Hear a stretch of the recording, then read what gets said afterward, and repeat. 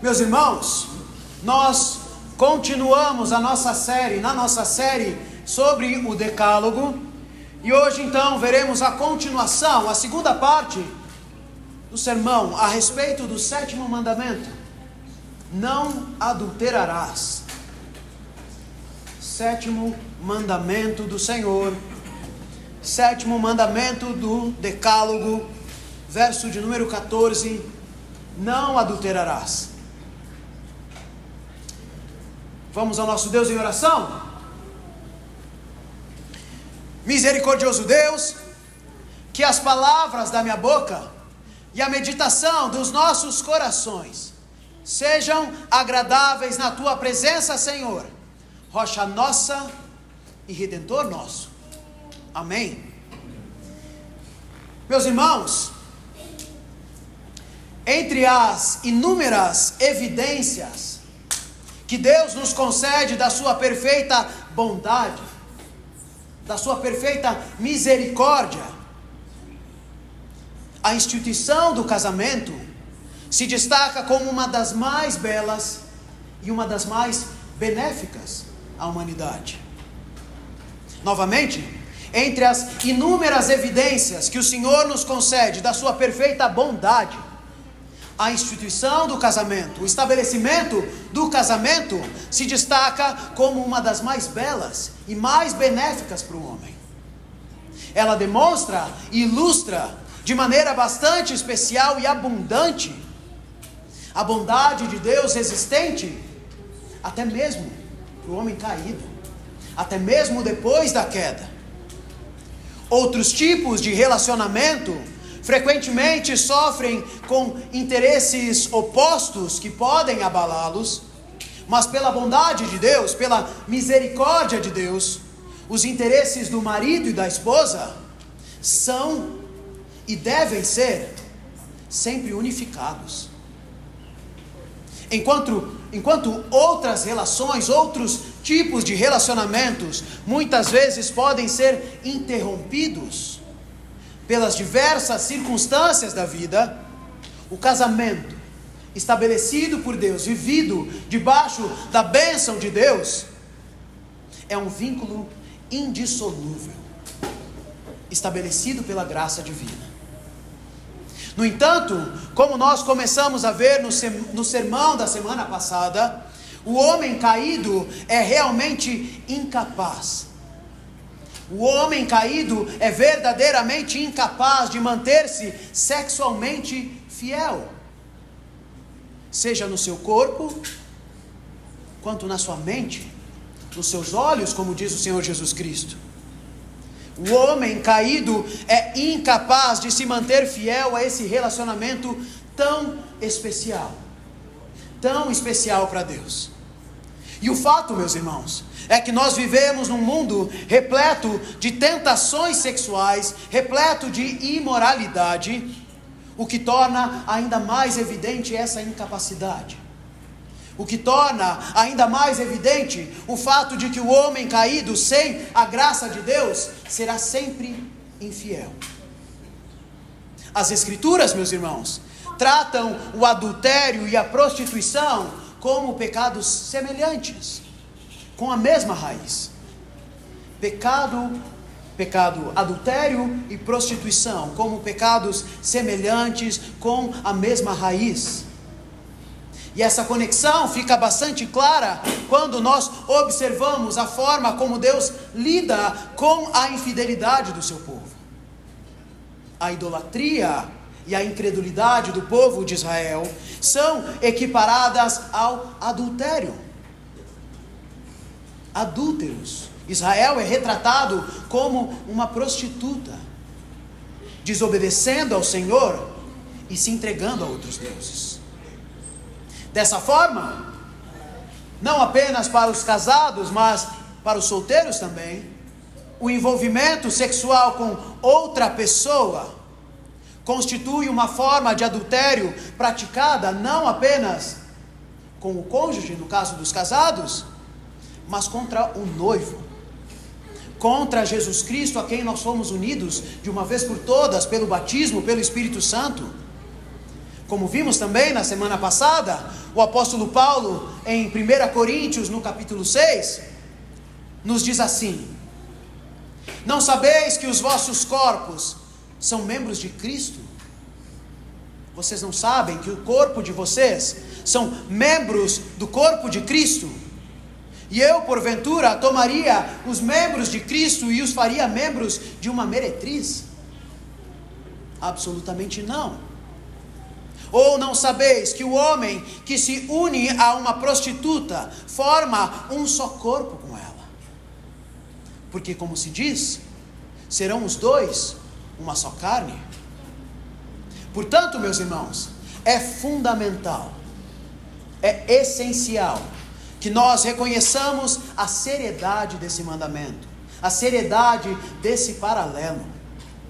O mandamento não adulterarás, apesar de parecer bastante simples, não se limita a proibir a infidelidade conjugal, mas estabelece princípios, estabelece verdades que definem uma ética bíblica para a nossa sexualidade, para a sexualidade do mundo, e promovem a verdadeira castidade, a verdadeira pureza diante de Deus e diante do mundo também.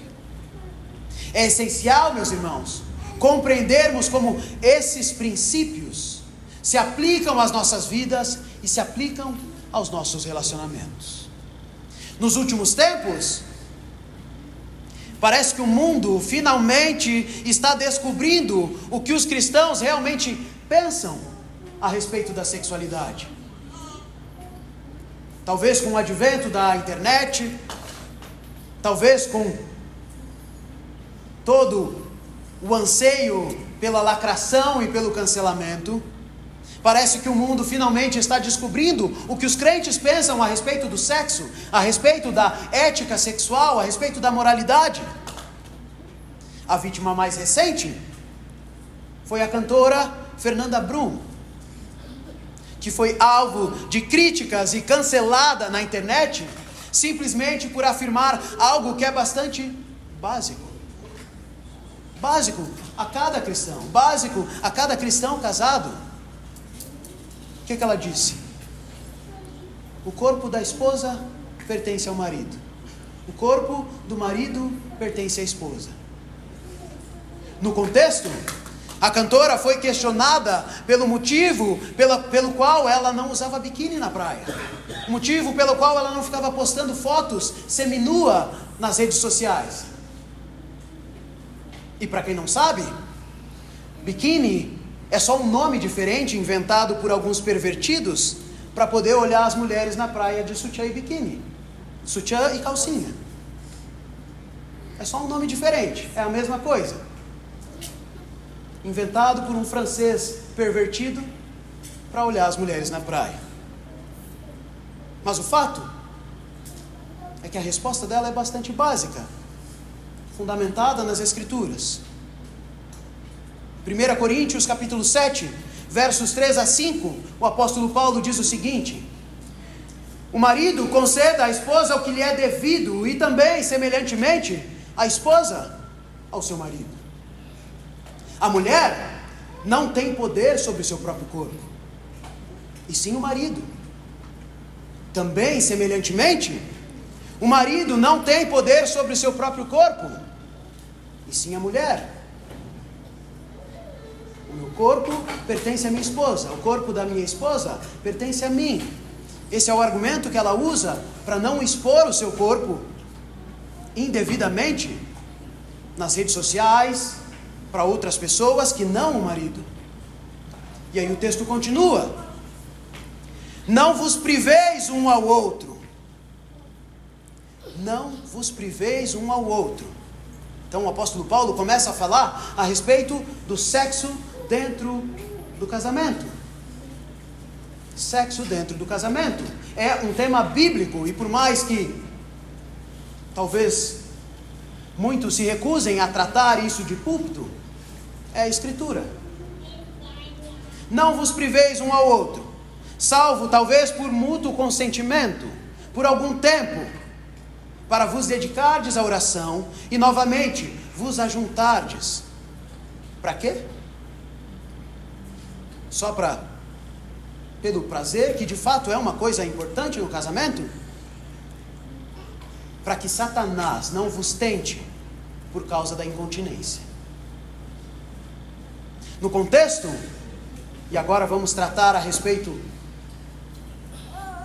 de outro lado, que não o adultério, mas a fidelidade do casal. No contexto, o apóstolo Paulo está enfatizando a importância de promover pureza sexual. Se antes o apóstolo Paulo falava a respeito da impureza, da imoralidade, da prostituição, agora ele incentiva os casais, incentiva os crentes a promoverem a pureza. E como é que essa promoção acontece? Não vos priveis um ao outro. Não vos priveis um ao outro, salvo por mútuo consentimento.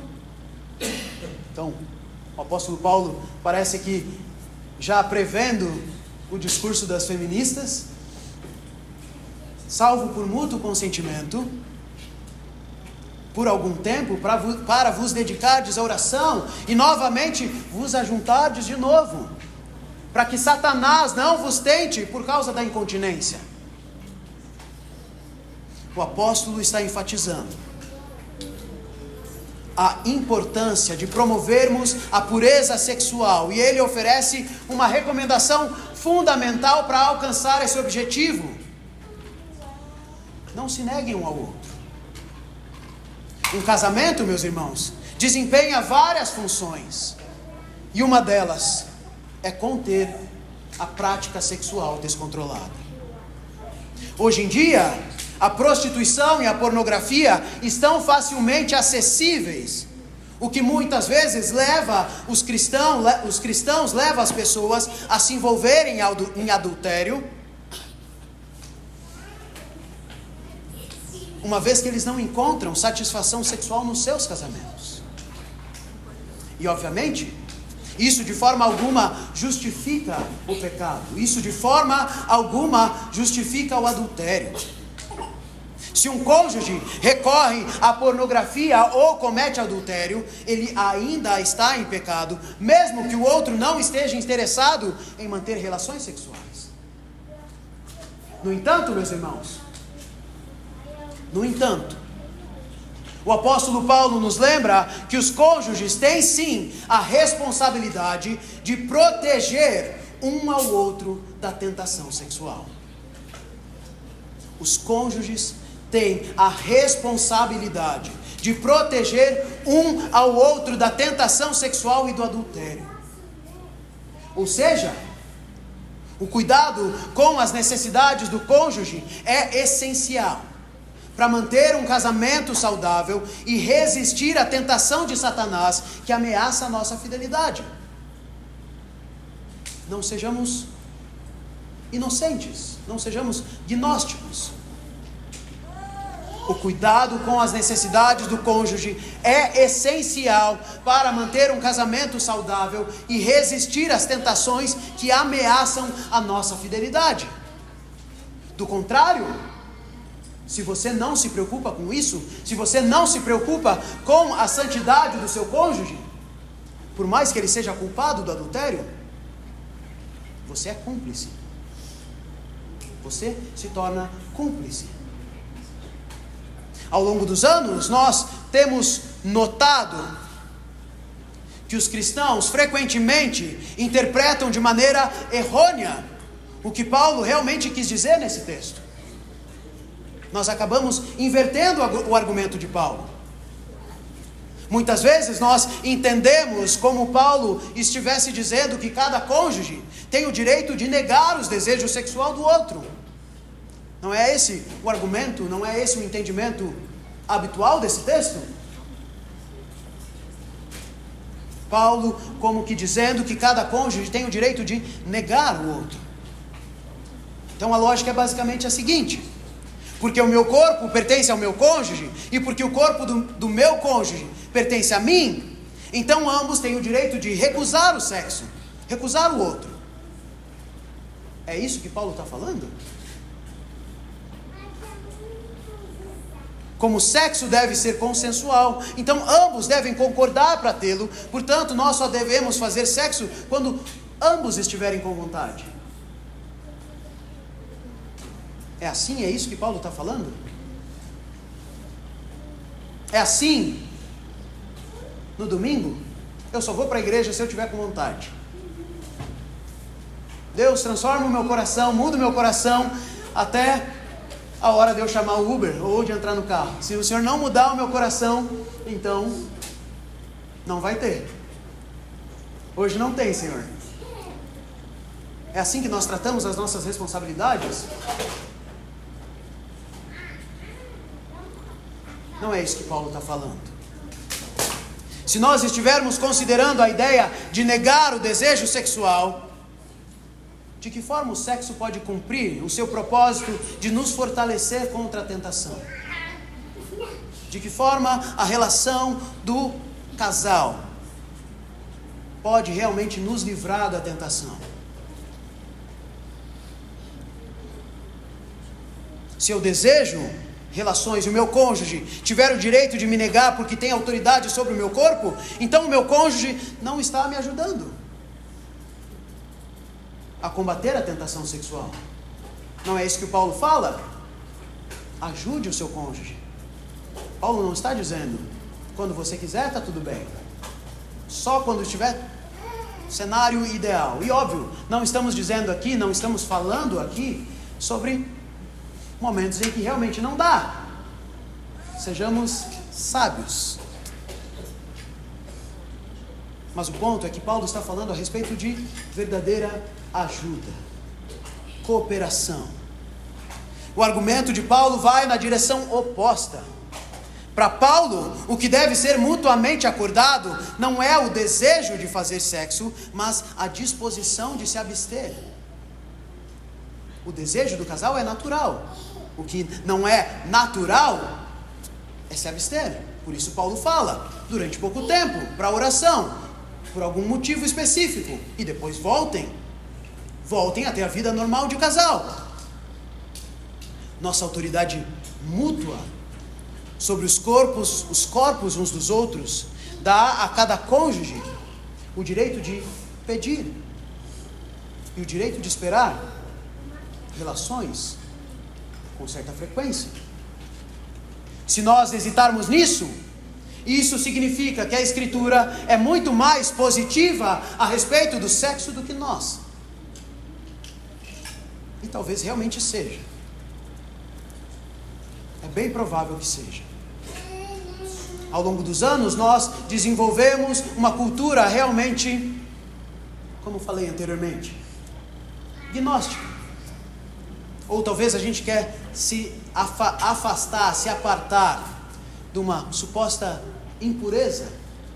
Talvez uma mentalidade que vem de uma tradição católica romana, onde acaba enxergando o sexo de maneira impura. Várias questões. Mas o fato é que a Escritura sim, tem uma postura, tem uma visão muito mais positiva a respeito da relação sexual do casal, da renovação pactual do casal, do que nós mesmos. Nós precisamos nos alinhar com o plano de Deus a respeito do casamento, mesmo que isso signifique mudar a forma como nós honramos o nosso casamento nos nossos quartos. Portanto, meus irmãos, é importante que cada cônjuge faça constantemente um autoexame e se pergunte se de fato não apenas está fazendo quando quer, mas quando o outro precisa ser protegido. Necessitamos de autoexame.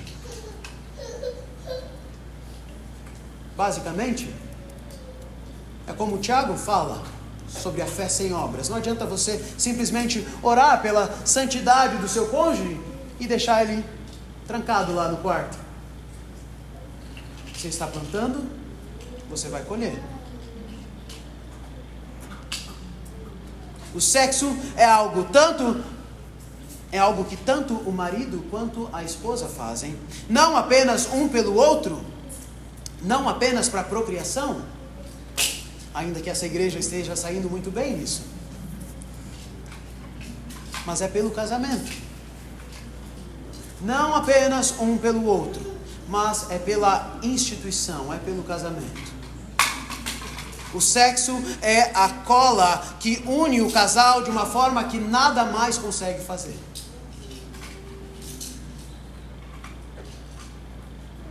Mas também é uma forma de renovação do nosso pacto, renovação dos nossos votos, renovação da nossa aliança uns com os outros. É a expressão máxima da unidade de um casal, sendo realmente uma só carne. E por essa razão, o sexo, o relacionamento do casal, é regularmente e lindamente celebrado nas Escrituras. Leiam Provérbios, leiam Cantares. Não é à toa que várias igrejas rejeitam Cantares, não leiam nunca nas suas liturgias, nunca pregam a respeito.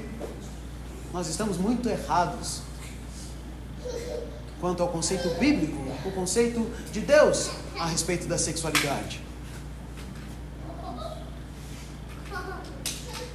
Como a gente costuma falar a respeito de bebida alcoólica, nós sempre dizemos que o lugar onde o crente deve aprender a beber deve ser na igreja.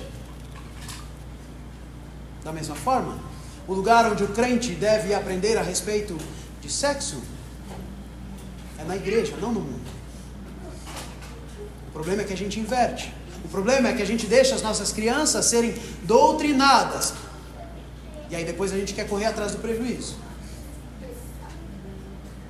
O lugar onde nós devemos aprender sobre a ordem, não apenas natural, mas boa, do mundo criado por Deus, é na igreja. E tudo isso deve ser celebrado. Deve ser celebrado regularmente pelos casais. Deve ser celebrado regularmente por casamentos novos. Deus nos ordena vidas de fidelidade sexual porque Ele é um Deus fiel. Deus nos ordena vidas de fidelidade sexual porque Ele é um Deus fiel.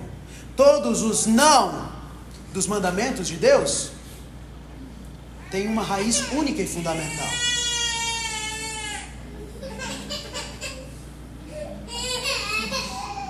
Todos os nãos dos mandamentos têm uma raiz única e fundamental, que é faça.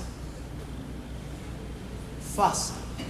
Faça o que é bom, faça o que é santo, faça o que é justo. Seja o que você é, como um homem e como uma mulher, a imagem viva da bondade de Deus para a glória de Deus. Todos os não dos mandamentos têm raiz no fundamental. Faça como o Senhor fez e como nós faremos, como um memorial da graça e da bondade do Senhor. Faça como um lembrete da graça e da bondade de Deus derramada sobre nós, derramada sobre os nossos casamentos. Faça e seja santificado para a glória de Deus Pai, e que a paz de Deus, que excede todo o entendimento, guarde os nossos corações e as nossas mentes em Cristo Jesus, em nome do Pai, do Filho e do Espírito Santo. Amém. Amém.